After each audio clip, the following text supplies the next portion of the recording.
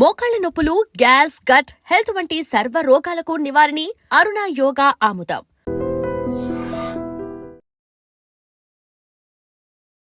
Welcome to iDream media.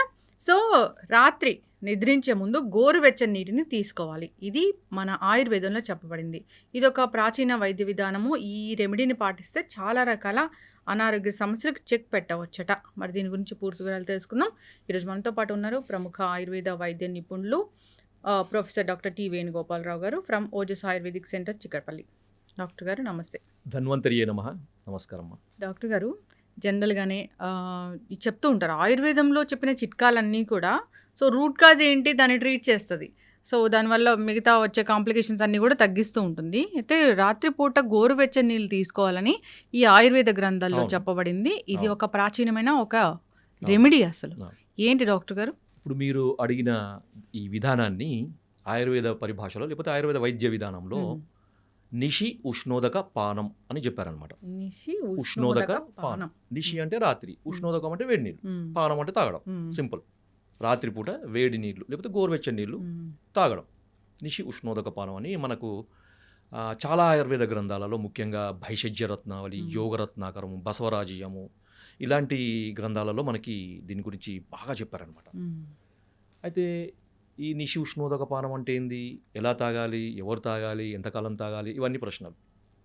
So దాదాపుగా నేను నా దగ్గరికి వచ్చే ఎక్కువ మంది పేషెంట్స్కి సజెస్ట్ చేసేది అంటే 100% మందికి, అంటే వాళ్ళ అవసరం, ఇది తాగాల్సిన అవసరం వాళ్ళకి ఇది నేను సజెస్ట్ చేస్తాను. దాదాపు 15 ఏళ్ల నుంచి నేను ఇది సజెస్ట్ చేసుకుంటూ వస్తున్నాను. అద్భుతమైన ఫలితాలు ఉంటాయమ్మా. చాలా సింపుల్ రెమెడీ, సింపుల్ చిట్కా. మన చిట్కా అంటే మనము ఏదో మనము దీన్ని చిన్న చూపు చూడొద్దు. దాంట్లో ఎంతో సైంటిఫిక్ రీజన్ ఉంటుందన్నమాట. నేను చెప్తాను దీన్ని ఎలా చేసుకోవాలి. నిషి ఉష్ణోదక పానం అంటే ముఖ్యంగా ముందు ఉష్ణోదకం అంటే వేడి నీళ్ళు, దాన్ని ఎలా తయారు చేయాలి, ఎట్లా చేసుకోవాలి అంటే మామూలుగా మనం ప్రిపరేషన్ కూడా చాలా వేరుగా ఉంటుంది. ఏదో నీళ్లు గోరువెచ్చ చేసుకుని పొయ్యి మీద పెట్టి గిన్నెలో వేడి నీళ్ళు వేసుకొని తాగడం కాదు. దానికి ఒక పద్ధతి ఉంటుంది అన్నమాట. సో ఆ పద్ధతి ఎందుకు చెప్పారనేది కూడా దానికి రీజన్ చెప్తాను. ముందుగా ఎలా చేసుకోవాలంటే మామూలుగా మనం తాగే నీళ్లు, చాలామందికి అపార్ట్మెంట్లు ఉన్న వాళ్ళకి RO నీళ్లు మాత్రమే దొరుకుతాయి. లేదు, కొంతమందికి మున్సిపల్ ట్యాప్ నీళ్లు దొరుకుతాయి, కొంతమందికి బావి నీళ్లు దొరుకుతాయి, మినరల్ వాటర్ కూడా దొరుకుతాయి. కాకపోతే ఏంటంటే వీలైనంత వరకు మినరల్ వాటర్ అవాయిడ్ చేయండి, RO వాటర్ కూడా అవాయిడ్ చేయండి వీలైతే. దీని కొరకు ఏం చేయాలంటే ఒక గ్లాసు నీళ్లు లేకపోతే 2 గ్లాసుల నీళ్లు తీసుకోండి. ఇప్పుడు నేను చెప్పిన నీళ్ళని తీసుకొని ఆ 2 గ్లాసుల నీళ్లు మరగపెట్టాలన్నమాట. ఎంతవరకు మరగపెట్టాలి అంటే 2 గ్లాసుల నీళ్లు అర గ్లాస్ అయ్యే వరకు మరగపెట్టాలి, లేకపోతే 4 కప్పుల నీళ్లు 1 కప్పు అయ్యే వరకు మరగపెట్టాలన్నమాట. ఇప్పుడు తీసుకోవాల్సింది ట్యాప్ వాటర్. ట్యాప్ వాటర్ అయితే చాలా మంచిది, ఎందుకంటే ట్యాప్ వాటర్ మనకి కృష్ణా వాటర్ కానీ మంజీరా వాటర్ కానీ మనకి నదుల నీళ్ళే దాదాపుగా మనకి మున్సిపల్ వాటర్ తీసుకుంటే మంచిది అనమాట. బావి నీళ్ళైనా మంచిదే. దీన్ని చతుర్భాగ అవశేష ఉష్ణోదకము అంటారు. అంటే ఒక భాగాన్ని 4 భాగాలు అయ్యే వరకు మరగబెట్టిన నీళ్ళు అనమాట. లేదు మాకు ఇంకా కొంచెం తొందరగా కావాలి, మాకు అంత టైం లేదంటే అర్ధ భాగ అవశేషం, అంటే 2 కప్పుల నీళ్లు 1 కప్పు అయ్యే వరకు, లేకపోతే 1 గ్లాసు నీళ్లు అర గ్లాస్ అయ్యే వరకు అర్ధ భాగ అవశేషం. ఇంకా కొంచెం స్ట్రాంగ్గా కావాలంటే 8వ వంతు, అంటే 2 కప్పుల నీళ్లు 1/2 కప్పు అయ్యే వరకు అలా కూడా తీసుకోవచ్చు. లేదు అంటే అర్ధ భాగం కానీ చతుర్భాగంగా అంటే 1/4 రెడ్యూస్ కానీ లేకపోతే హాఫ్ రెడ్యూస్ నీళ్లు కానీ మనం చేసుకోవచ్చు అనమాట. సో మరగబెట్టి సన్నటి మంట మీద మరగబెట్టేసింది. కొంచెం టైం పడుతుంది, కొంచెం టైం పట్టినా ఓపికగా చేసుకోండి. చేసుకొని దీన్ని ఏం వడపోయాల్సిన అవసరం లేదు. దాన్ని డైరెక్ట్గా మనము తాగగలిగేంత వేడిగా ఉన్నప్పుడు మీరు టీ లాగా తాగేసేయండి. తాగగలిగేంత వేడిగా ఉన్నప్పుడు దీన్ని తాగాలన్నమాట. సార్ మరి ఇది ఎప్పుడు తాగాలి అంటే దీనికి ఒక పద్ధతి కూడా ఉంది, తయారు చేసుకునే పద్ధతి ప్లస్ తాగే విధానం. ఎప్పుడు అంటే రాత్రిపూట భోజనం చేసిన తర్వాత 2 గంటల గ్యాప్ ఇచ్చి తాగాలన్నమాట. ఎందుకు అంటే మనకు తీసుకున్న ఆహారము పూర్తిగా జీర్ణమయ్యి మనకి పొట్టలోకి వచ్చినప్పుడు ఇది తీసుకోవాలన్నమాట. సో అందుకని ఏంటంటే మనకి ఈ ఫుడ్తోని కలవడం జరగదు. మామూలు ఉదాహరణకి మీరు 7 గంటలకి లేకపోతే 8 గంటలకు మీరు రాత్రి డిన్నర్ చేస్తారనుకోండి, 10ంటికి తీసుకోండి. లేకపోతే కొంచెం ఎర్లీగానే తీసుకోవాల్సిన మీకు అనిపిస్తే 7 గంటలకు మీరు భోజనం చేసేసి 9 గంటల వరకు తీసుకొని మీరు ఒక 10 నిమిషాల తర్వాత పడుకోండి, లేకపోతే అర్ధ గంట తర్వాత పడుకోండి, మీ ఇష్టం. కానీ తిన్న తర్వాత మాత్రం అంటే రాత్రి డిన్నర్ తర్వాత మాత్రం ఒక 2 గంటల గ్యాప్ మాత్రం ఖచ్చితంగా ఇవ్వాలి. ఓకే. ఇది తీసుకునే టైము, మనం తయారు చేసుకునే పద్ధతి. రెండవది సార్, మరి దీనివల్ల మనకు ఉపయోగాలు ఏంటి? అందరికీ మనకి డౌట్ కదా, మీరు తీసుకోమన్నారు మేము తీసుకుంటాం, కానీ దీనివల్ల ఏం సార్ మాకు ఏం బెనిఫిట్, ఎందుకు తీసుకోవాలి సార్, మాకేం పని లేదా అని అడుగుతారు కదా. చెప్తాను. దీనికి ఏంటంటే మొట్టమొదటి ఉపయోగం ఇది, నేను ఒక ఆయుర్వేద దీనికి సంబంధించిన ఒక శ్లోకాన్ని మీకు ఎక్స్ప్లెయిన్ చేస్తాను అనమాట. నా దగ్గర ఉంది అది. దీన్ని ఏమని చెప్పారంటే నిషి ఉష్ణోదక పానం శ్లేష్మ ఆమ మేధోగ్నం వస్తిశోధన దీపనం శ్వాసకాస జ్వరహరం పీతం ఉష్ణోదకం నిషి. దీంట్లో మనం గమనించాల్సింది ఏంటంటే ఆమదోషము, తర్వాత శ్లేష్మ దోషము, తర్వాత మేధోగ్నం, మేధస్సు అంటే ఫ్యాట్. ఎవరైతే ఇంతకుముందు నేను కొన్ని ఒబెసిటీకి వాడే మందులకు అనుగుణంగా అవి వాడుతూ కూడా రాత్రిపూట ఈ ఇప్పుడు నేను చెప్పిన విధానంలో వేడి నీళ్ళు కనుక తాగితే మనకి ఫ్యాట్ కూడా తగ్గుతుంది. ఖర్చు లేని వైద్యం అన్నమాట. కొంతమందికి ఏ మందు వాడడం సార్, మేము ఎక్సర్సైజ్ చేయం, డైట్ చేయం, ఏదైనా టిప్ చెప్పండి అంటే ఇది చెప్తాను నేను. ఇంకొకటి ఏంటంటే శ్వాసకాస పీనసం, అంటే మనకి అలర్జిక్ రైనైటిస్, కొంతమంది లేవగానే తుమ్ములు, దగ్గు, ముక్కు కారడము, కళ్ళు ఎర్రబడి, తర్వాత అంత ఛాతీలో అంత శ్లేష్మ, వీళ్ళందరికీ కూడా ఉపయోగం అనమాట. రెగ్యులర్గా తాగండి. మీకు తీసుకునే మందులకు అడిషనల్గా ఇది కనుక మీరు చేస్తూ ఉంటే మీకు మందులు అద్భుతంగా పనిచేస్తాయి. మందులు ఎక్కువ కాలం వాడాల్సిన అవసరం లేకుండా తక్కువ కాలంలో వాటి రిజల్ట్స్ కనపడతాయి అనమాట. తర్వాత ఇంకొకటి కాన్స్టిపేషన్, ఉదయం లేవగానే చక్కగా మోషన్ అవుతుంది, ఫ్రీగా మోషన్ అవుతుంది. తర్వాత డే అంతా కూడా ఎనర్జెటిక్గా ఉంటారు అనమాట. ఎందుకంటే దీనికి ఆమ దోష హరం అని చెప్పారు. ఆమం అంటే టాక్సిన్స్, అవి బయోటాక్సిన్స్, ఫుడ్ వల్ల వచ్చేవి, మెటబాలిక్ యాక్టివిటీలో వచ్చే టాక్సిన్స్, లేకపోతే రకరకాల టాక్సిన్స్ని మనమి ఆమదోషం కింద. ఆమదోషం అది పెద్ద టాపిక్ అది.